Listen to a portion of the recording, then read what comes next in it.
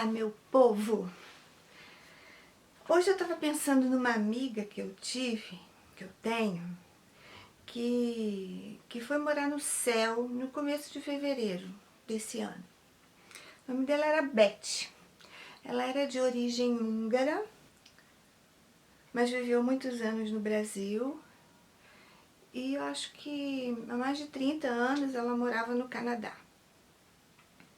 Então ela aprendeu a falar a língua dos pais dela, né, o húngaro, em casa.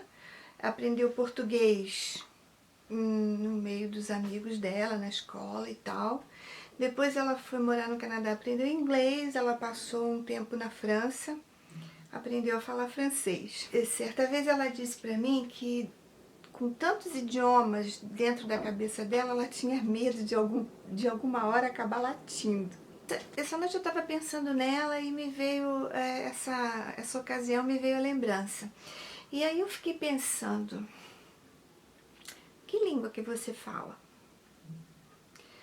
Eu pretendo, pelo menos pretendo, falar português, que é a língua da minha terra, a língua dos meus pais, é a minha língua mãe, né?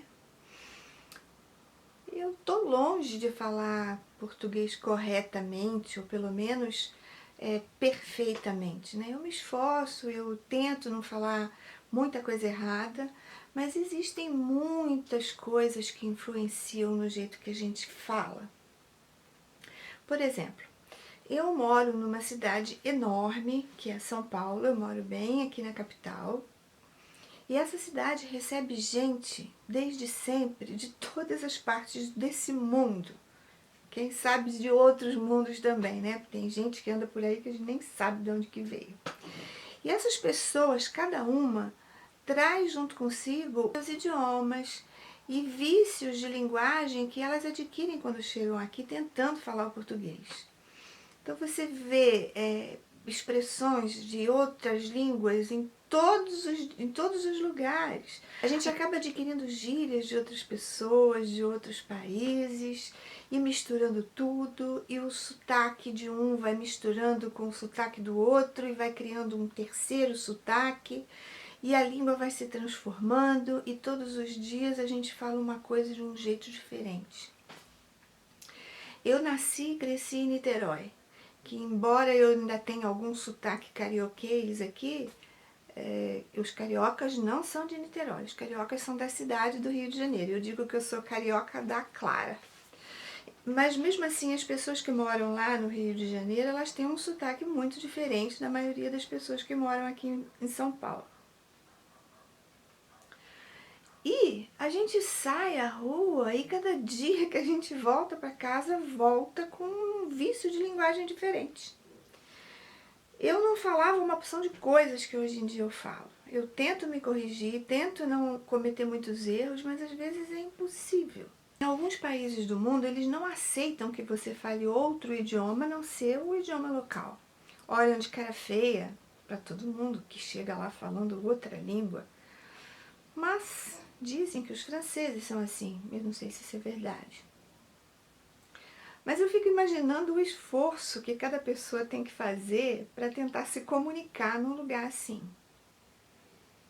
O inglês é um idioma que muita gente no mundo consegue falar, consegue compreender, consegue ler.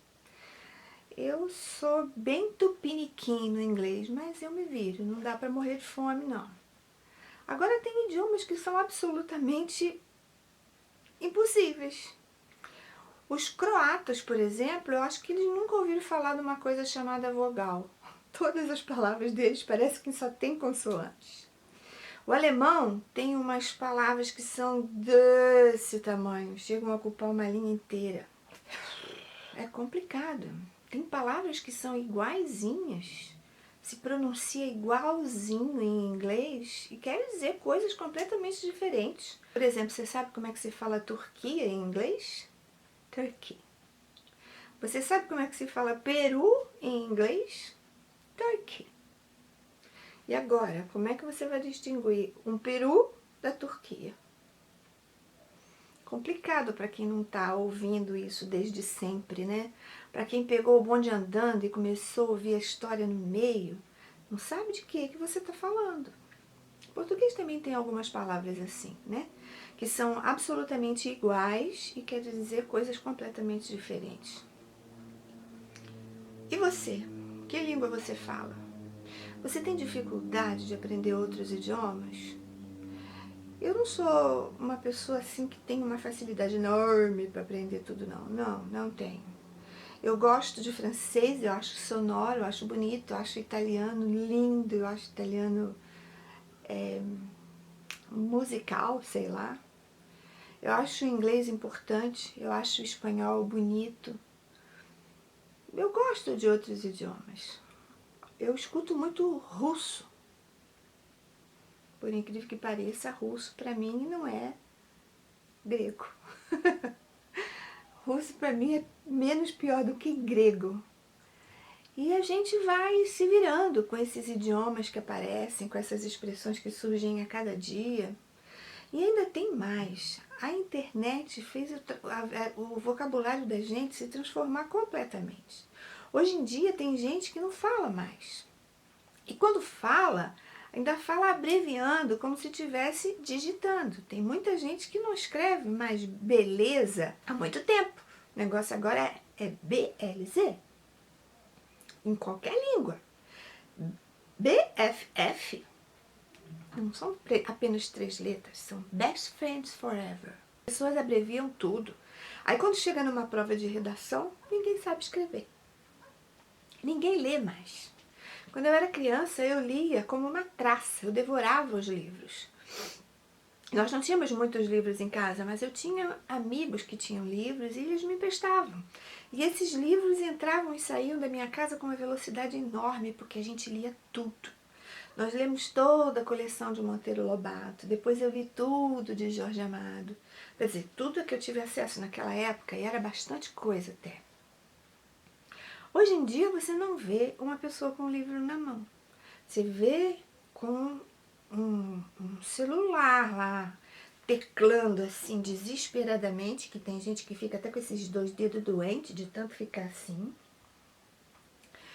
E tudo naquele internetês lá que ninguém entende nada.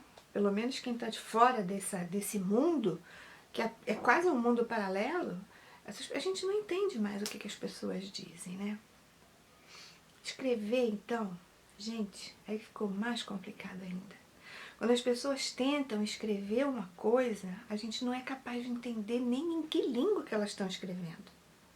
Eu conheço gente bem próxima que é assim. Escreve umas coisas que a gente tem que fazer, assim, é como se fossem charadas. A gente tem que adivinhar o que a pessoa está querendo dizer. Complicado, né? Como se não bastasse tudo isso, ainda existe uma coisa que se chama reforma ortográfica. Eu achava que sabia escrever relativamente bem. Eu comecei a escrever quando eu tinha 4 anos, comecei a ler e escrever. De lá para cá, muita água já passou sobre a ponte e eu me considerava até relativamente alfabetizada. Aí apareceu alguém com a ideia de uniformizar a língua portuguesa. Como se a gente chegasse lá em Portugal e entendesse alguma coisa do que estão falando lá.